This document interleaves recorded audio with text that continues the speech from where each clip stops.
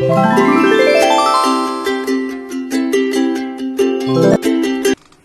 Everyone, welcome to my channel. जैसे कि मैंने पिछले 2 वीडियोस में आपको ब्लड रिलेशन के 2 टाइप्स करा दिए। पहला इंडिकेटिव फॉर्म, दूसरा कोडेड ब्लड रिलेशन। आज हम थर्ड फॉर्म पढ़ेंगे जो कि पजल फॉर्म रहता है। पजल फॉर्म के बारे में मैंने सेकंड वीडियो के लास्ट में बहुत सारा बता दिया है। तो आज हम सिर्फ क्वेश्चन से स्टार्ट कर देते हैं क्योंकि हमारे पास टाइम बहुत कम है और क्वेश्चंस बहुत सारे करने हैं। तो अभी हम इजी क्वेश्चन से चलेंगे, फिर डिफिकल्ट की तरफ मूव करेंगे। ठीक है, तो पहला क्वेश्चन आपको स्क्रीन पे दिख रहा है। Q's mother is the sister of P and daughter of M. S is the daughter of P and sister of T. How is M related to T? ठीक है, तो सबसे पहले हम अपना जो हम डायग्राम बनाते हैं वो बनाएंगे। Q's मतलब Q है, Q की मदर है, वो किसकी बहन है? सिस्टर ऑफ P, P की सिस्टर है। P का जेंडर हमें इसमें क्लियर नहीं है। और फिर एंड की बात किया है, एंड। ठीक है, एंड मतलब फर्स्ट पर्सन की बात हो रही है। Q's मदर मतलब Q's मदर की बात हो रही है। एंड मतलब Q's मदर की बात। तो Q की मम्मी किसकी डॉटर है? M की डॉटर है। तो M की डॉटर है। अब इसमें हमें M का जेंडर डिफाइन नहीं है, मेल है या फीमेल है, कुछ भी हो सकता है। मेल भी हो सकती है, फीमेल भी हो सकता है। ठीक है, फिर हमारे पास बोला है नेक्स्ट क्या है? S is the daughter of P। S जो है डॉटर है, डॉटर इसमें P की। ठीक है, एंड सिस्टर ऑफ T। ठीक है, S सिस्टर है T की। क्योंकि मैंने पहले ही बता दिया एंड लगाया तो फर्स्ट पर्सन की बात हो रही है, मतलब सिस्टर S की बात हो रही है, सिस्टर है T की। तो अकॉर्डिंग टू दिस डायग्राम हमारा रिलेशन क्या होगा? M रिलेटेड टू T क्या है? हमें पता है अगर ये मेल होता तो ग्रैंडफादर, फीमेल होता तो ग्रैंड मदर। ठीक है, लेकिन यहाँ पे हमारा जेंडर स्पेसिफाइड नहीं है, तो हम इसके लिए हमारा आंसर हो जाएगा कांट बी डिटरमाइंड।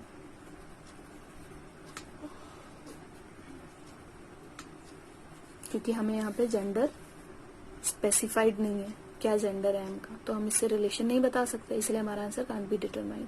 चलिए हम नेक्स्ट क्वेश्चन पे मूव करते हैं। और एक बात, अगर ऑप्शन में आइदर ग्रैंडफादर और ग्रैंड मदर दिया है तो हमारा ऑप्शन में क्या हो जाएगा? आइदर ग्रैंडफादर या ग्रैंड मदर सही हो जाएगा। बाकी अगर ये ऑप्शंस में ग्रैंडफादर एक ऑप्शन में दिया, दूसरे ऑप्शन में ग्रैंड मदर दिया है, तो हमारा answer can not be determine होगा। आप इसे कैन नॉट बी डिटरमाइन टिक करिएगा।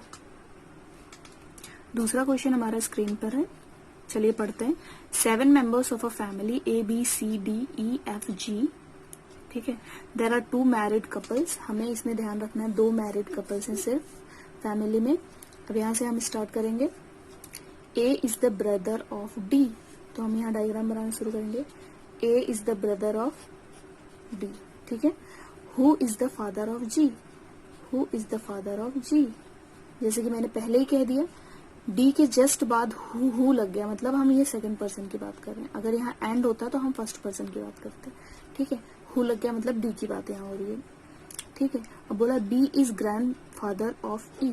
अब यहाँ पे B का कोई रिलेशन हमको नहीं पता चलेगा, हमें यहाँ B कहीं इंडिकेट नहीं कर पाएंगे E के साथ, तो हम इसको अलग से बनाते हैं। हमारे पास क्या है? B is grandfather, grandfather means father के फादर E का।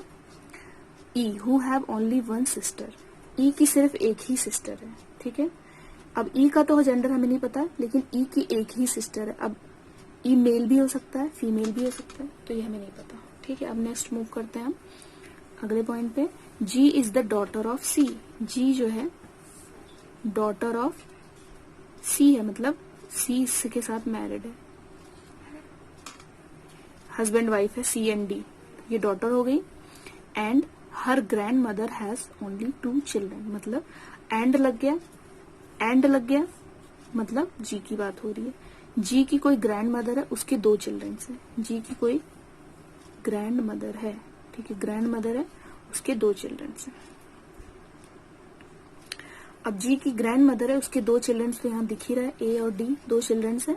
ठीक है, अब हम इसको इसमें किस तरह से इसको यूज करें कि हमारा रिलेशन 7 मेंबर्स का हो जाए और 2 मैरिड कपल्स हो जाए। ठीक है, तो अगर हमको पता है B,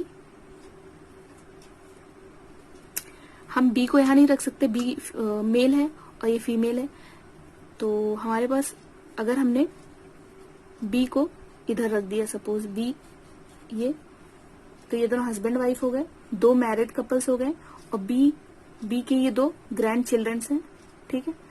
एक जी है, मतलब ये हमारा जी है, ठीक है। अगर हम यहाँ जी रखते हैं और ई है, तो हमें पता चल रहा है हमारा रिलेशन 1 2 3 4 5 6 7 7 मेंबर्स हो रहे हैं और 2 मैरिड कपल्स हो रहे हैं। तो हमारा ये रिलेशन स्टैब्लिश हो रहा है इस क्वेश्चन के अकॉर्डिंग, ठीक है।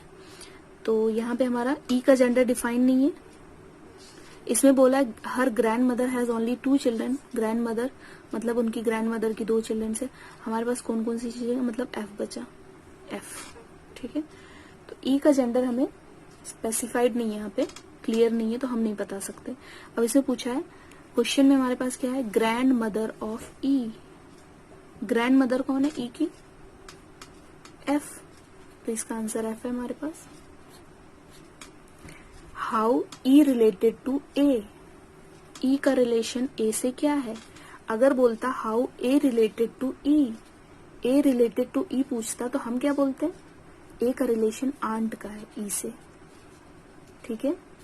लेकिन हमें पूछा है how E related to A, E का जेंडर ही हमें नहीं स्पेसिफाइड है, तो हम इसमें बता नहीं सकते। आंसर हो जाएगा can't be determine.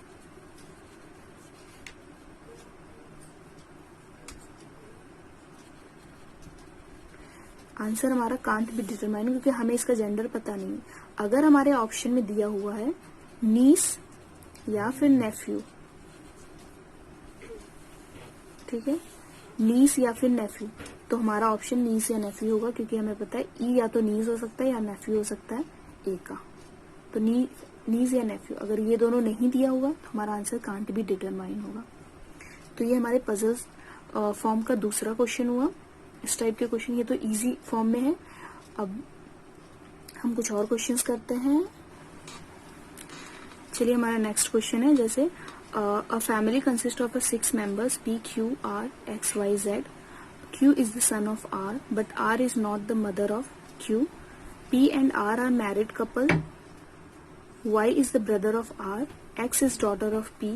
Z is the brother of P. ठीक है, चलिए हम इसका पहले डायग्राम बना लेते हैं। फैमिली ट्री,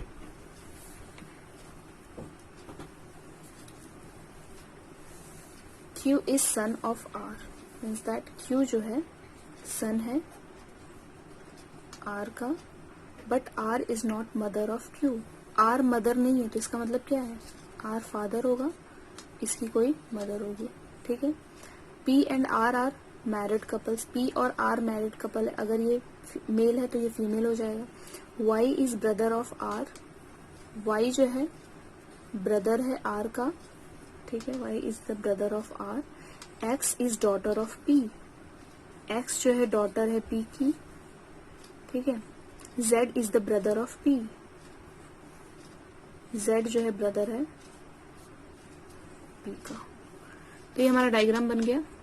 हम उसी पे बेस्ड क्वेश्चन है, who is the brother in law of R। R जो है उसका ब्रदर इन लॉ, जैसे कि मैंने पहले ही वीडियो में आपको बताया है रिलेशनशिप्स के बारे में। तो R का ब्रदर इन लॉ कौन होगा, हस्बैंड का भाई या फिर सिस्टर इन लॉ, हस्बैंड का भाई ब्रदर इन लॉ। तो हस्बैंड का भाई मीन्स दैट जेड। हमारा आंसर क्या आ जाएगा, बी, ऑप्शन सही है, जेड। जैसे कि हमारा डायग्राम है। नेक्स्ट क्वेश्चन है, how many female members are there in the family. Female members कितने हैं, 1 2 ही फीमेल मेंबर्स है, तो हमारा ऑप्शन बी करेक्ट होगा, ठीक है। Now the last question is which of these is a pair of brothers. ठीक है, अब हमें इसमें बताना है पेयर ऑफ ब्रदर्स कौन सा है। पी एंड एक्स नहीं है, पी एंड जेड है हमारे पास, नहीं है। क्यू एंड एक्स नहीं है, आर एंड वाई, तो हमारा option D, R and Y दोनों मेल है और ब्रदर, तो हमारा डी ऑप्शन करेक्ट होगा।